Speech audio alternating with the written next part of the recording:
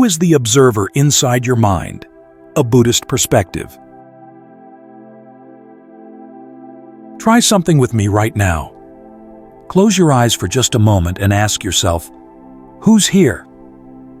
Did you notice what happened? Every time you tried to find that observer, that sense of you watching everything, you only caught another thought about looking. And then something seemed to be watching that thought, like standing between two mirrors, seeing endless reflections but never quite touching the actual you. This isn't just a mental game. For thousands of years, philosophers and mystics have wrestled with this question. Who is the one watching? Who is aware of awareness itself? And the moment you think you found the answer, you realize there's someone watching that answer. The observer keeps slipping away. For 2,600 years, Buddhism has offered a way to walk through this paradox, not by solving it intellectually, but by seeing something so clearly that the question itself transforms. And what we discover isn't just philosophical insight. It's freedom from suffering in the most immediate sense. Today, we're going to explore three paradoxes, three increasingly subtle illusions about this observer. Now, these three levels I'll describe aren't official Buddhist categories. They're a map I'm drawing based on the Buddha's teachings to make the journey clearer. Think of them as guideposts, not destinations. The real territory is what you discover for yourself. So let's begin with where most of us live most of the time. The first paradox: does I really exist? Think about your day today. When you woke up this morning, there was probably an immediate feeling that I woke up. I felt tired or refreshed. I had thoughts about the day ahead. This sense feels so natural, so obvious, that we rarely question it. Of course, there's a me here. 𝐿𝐴 built an entire philosophy on this. I think, therefore I am. This is what Buddhism calls samulha, bewilderment. Not in a judgmental way, but in the sense of being caught in a fundamental misunderstanding. In the Nakulapita Sutta, the Buddha described how an uninstructed ordinary person regards the body as, I am form, form is mine. In other teachings, this view is expressed more fully. This is mine, this I am, this is myself. Same with feelings, perceptions, thoughts, consciousness itself. Everything gets wrapped up in I and mine. There's no gap. I simply is the experience. When the body hurts, I hurt. When emotions surge, I am those emotions. It's total identification. And this makes sense, right? When you look in the mirror, you see yourself. When you feel sad, you are sad. But here's where it gets interesting. This obvious sense of I is actually the root of all our suffering. Think about it. Why does criticism sting so much? Because there's a me that feels attacked. Why do we fear aging? Because there's a you who might diminish or cease to exist. When things don't go your way, a job lost, a relationship ended, the suffering isn't just the event itself. It's the story. This happened to me. I failed. The Buddha called this attavadupadana, clinging to the idea of self. And he said this is where all our dukkha, all our suffering comes from. Now other spiritual traditions notice this too. In Advaita Vedanta, they say, yes, this ordinary I is false. But there's a deeper true self, an eternal witness watching everything. It's a beautiful teaching. The idea that beneath the changing experiences, there's something permanent, divine. They call it the Saxon, the witness. The spiritual path becomes about finding that true self. Buddhism looked at this and said something radical. No, even that is clinging. In the Brahmajala Sutta, the Buddha called the belief in an eternal soul eternalism, an extreme view to avoid. Why? Because even a true self is still creating an I to identify with. It's a more refined cage, but still a cage. Buddhism doesn't offer you a better self. It does something more unsettling. It asks you to look carefully and see if there's a self there at all. In the Anattalakkhana Sutta, the Buddha asks, "Is form the self?" Think about that. Your body constantly changes. Cells die, new ones form. You age. If this body is you, why can't you control it? Why can't you say, "Don't age, don't get sick"? You can't. The body follows causes and conditions. Then he asks about feelings. They come and go. You can't just decide to be happy. Thoughts? They arise and pass. None of them are permanent. None fully under your control. So the Buddha says, see them as they actually are. This is not mine. This I am not. This is not myself. And here's where the first paradox appears. When you start to see that the body isn't you, feelings aren't you, thoughts aren't you, a question naturally arises. Well then, who's noticing? Who's seeing that these things aren't me? There still seems to be someone there, doesn't there? Some I that's separate from the content. At this level, the observer is total identification with experience. There's no gap between the one who sees and what's seen. I simply is the body, the feelings, the thoughts. This identification is the root of suffering. But that question, who's noticing, leads us somewhere deeper. The second paradox. Is the observer even a someone? When you first begin meditating or really paying attention to your inner life, something remarkable happens. You start to notice a gap. You might be sitting there, and sadness comes up. But instead of just being sad, you suddenly notice, oh, there's sadness here. Not, I am sad, but sadness is present. Can you feel the difference? In that moment, there's a you, and there's the sadness. There's space.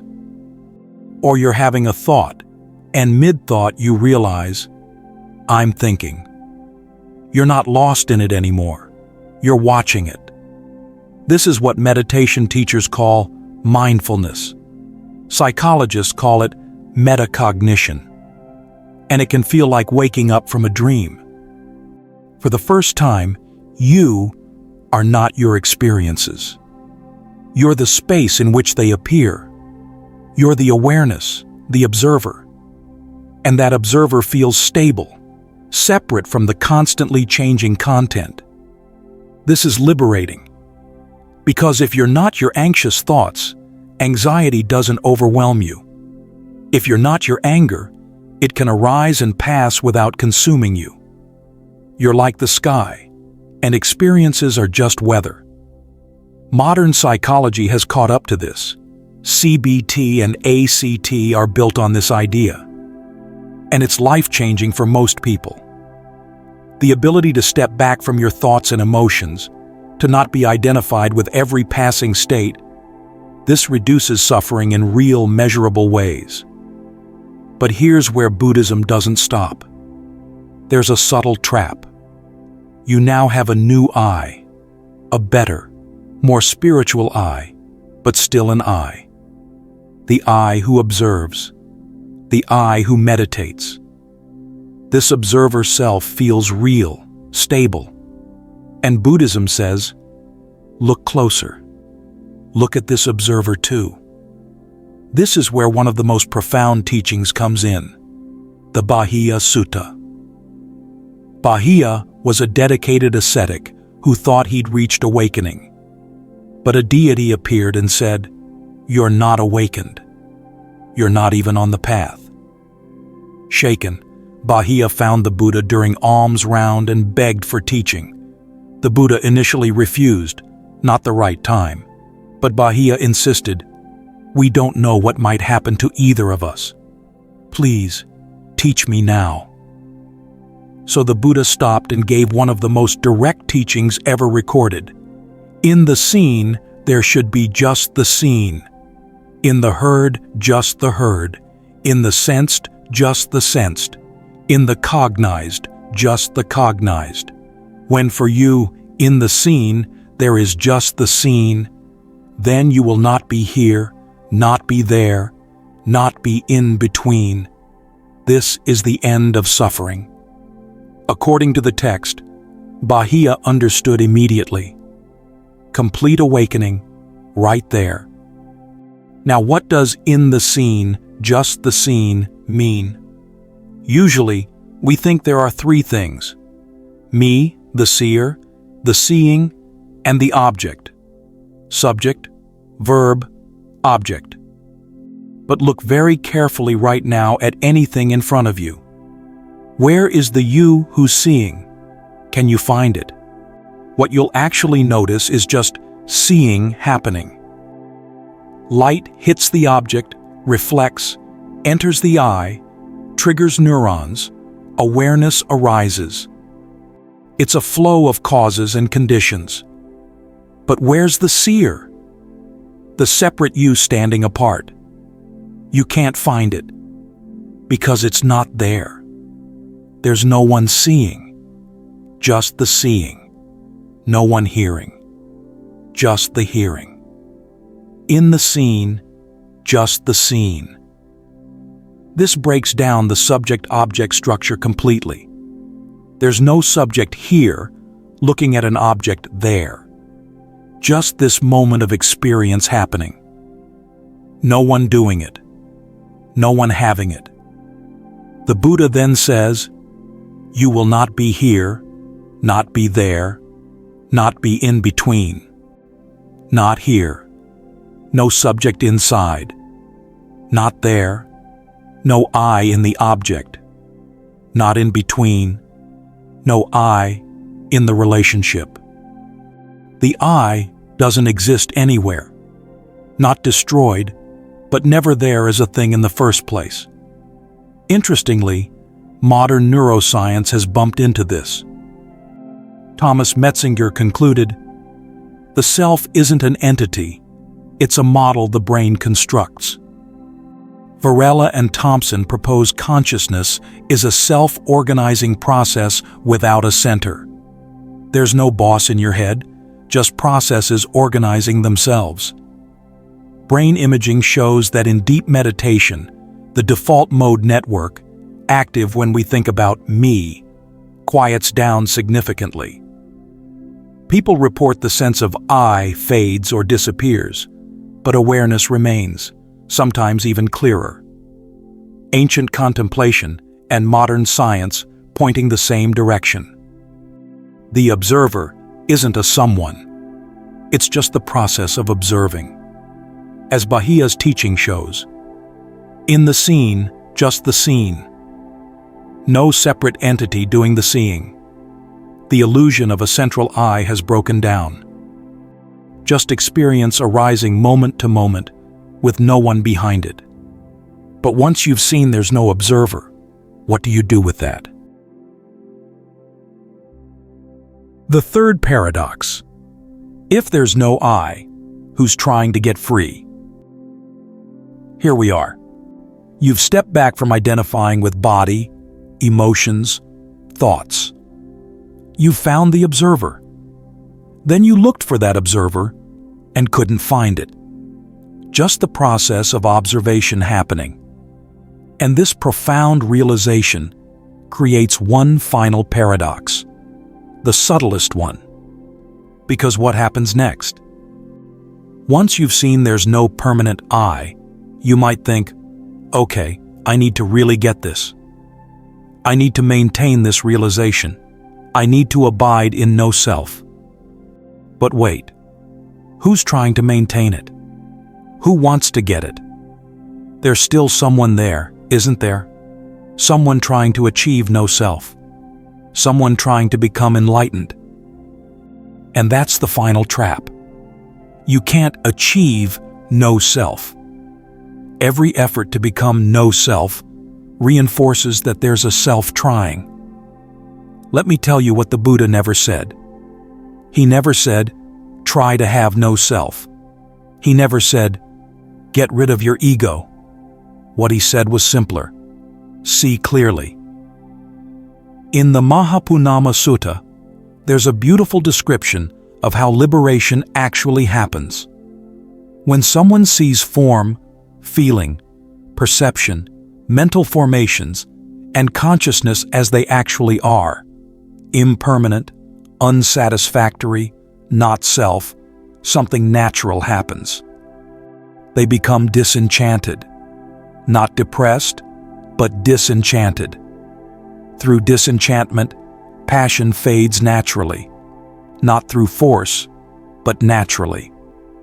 Through the fading of passion, there's liberation, not achieved, but released into. It's gentle, natural, no one doing it, just seeing clearly, and consequences unfolding by themselves. Here's an analogy. Imagine holding a hot stone thinking it's a precious gem. You're clutching it despite pain because you believe it's valuable. What needs to happen for you to let go? You need to see clearly it's burning you. The moment you really see that, the hand opens by itself. No decision, no effort. The letting go is a natural consequence of clear seeing. This is how liberation works. You see so clearly there never was a self, that clinging to self creates suffering, and the clinging naturally releases. Not because you force yourself to let go, but because there's nothing to hold and no one to hold it. The paradox doesn't get solved, it gets dissolved. The question, who's trying to be free, doesn't get answered. It vanishes. You see, the question itself was the last echo of illusion. When the search finally exhausts itself, what's left? Everything. Life itself. But without constant contraction around me. In the suttas, someone liberated is described as not thinking, I'm better, not I'm equal, not I'm worse than others. Not from humility, but because there's literally no I there to compare. Life continues. Body has sensations, emotions arise, thoughts emerge, but it's all just weather passing through. Clouds across the sky, and the sky doesn't cling to clouds, doesn't resist them, doesn't call them mine. There's a chant saying, before practice, mountains are mountains. During practice, mountains aren't mountains. After awakening, mountains are mountains again. At first, total identification. Then analysis, distance. Mountains aren't really mountains. But then, full circle. Mountains are mountains. But no one making them mountains. No one standing separate. Just mountains being mountains. Just this. And what emerges naturally, not as moral achievement but simple consequence, is compassion. Because if there's no separate me, then your suffering and my suffering aren't different. Just suffering appearing. No boundary. When someone hurts, it's just hurt happening. The natural response is to address it, ease it if possible. The Buddha describes this. Just as a mother would protect her only child with her life, let one cultivate a boundless heart toward all beings. Not because you should, but because when separateness drops away, love is what's left. There's no observer anymore, and no one knowing there isn't one. The question vanishes when you see it's just the final echo of illusion. No one got free. Just freedom happening. Just life living itself.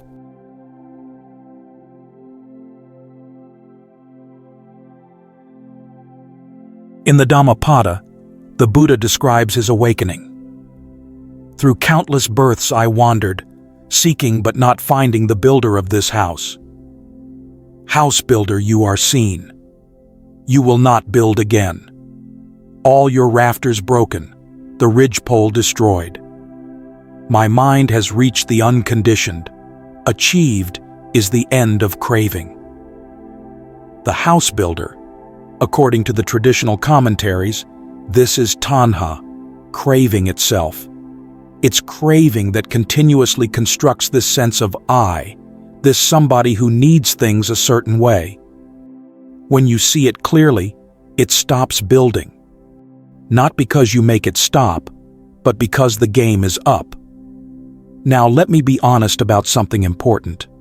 What we've explored today isn't just intellectual understanding you get from listening to a talk. The Buddha himself practiced for countless lifetimes, developing wisdom and clarity. In his final life, he sat under the Bodhi tree and refused to get up until he saw through the deepest layers of illusion. So when we talk about seeing clearly, we're not saying it's easy or instant. Seeing clearly requires practice. It requires cultivation. This is why the Buddha taught meditation, not as a goal itself, but as training ground. When you sit quietly, watch your breath. Notice thoughts arising and passing. Observe how suffering comes into being moment by moment. You're learning to see what's actually happening underneath all the stories. Think of learning an instrument. Someone can explain music to you, but until you pick it up and practice, day after day, slowly developing sensitivity and skill, you won't actually embody it. It's the same here. Understanding intellectually gives you direction, but the actual seeing, the actual transformation, comes through practice. And here's what's beautiful. You don't have to wait until you're enlightened to benefit. Every time you notice you're lost in thought and come back, that's freedom, right there. Every time you see anger arising and recognize, this is just anger, not me, that's liberation in that moment. The path is gradual for most of us. Some things we see clearly early on. Other layers take time. That's okay. That's human. So yes, sit when you can. Meditate. Pay attention to your actual experience. Notice how suffering arises when you cling to I and mine. Notice the peace when that clinging releases, even temporarily. Not as another achievement for the ego, but as genuine investigation into your own experience. The Buddha didn't promise instant awakening. He promised a path. If you walk it with sincerity, with patience, with genuine dedication, you will see through the illusions that cause suffering. Maybe not today. Maybe not this year. But the direction is clear, and every step matters. Here's the paradox we live with. We can't force awakening through sheer effort. But we also can't just sit back and wait. We practice. Not to become something we're not, but to see clearly what we've always been. We cultivate awareness, not to create an awakened self, but to see through the illusion of self entirely. So this is the invitation. Begin. Or if you've already begun, continue. Sit quietly. Watch your mind. Be patient with yourself. This is the work of a lifetime, or many lifetimes. But it's also the most worthwhile work you could ever do. Because what's at stake isn't just philosophical understanding. It's freedom from suffering. Real freedom. The kind the Buddha found under that tree. The kind that's been waiting for you all along, hidden only by the stories you've been telling about who you are. The path is here. Will you walk it?